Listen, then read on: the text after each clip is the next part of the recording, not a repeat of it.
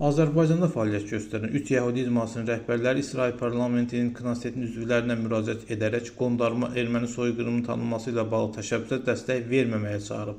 Bakı Dağ Yəhudilər İcmasının sədri Milik Yevdayev, Bakı Aşkenaz Yəhudilər İcmasının sədri Aleksandr Şarovski və Bakı Seferat Yəhudilər İcmasının sədri Zamir İsayev tərəfindən imzalanan müraciətdə bildirilib ki, sözgedən təşəbbüs Cənubi Qafqazda yeni formalaşmağa başlayan sülh və sabitlik prosesinə mənfi təsir göstərə bilər.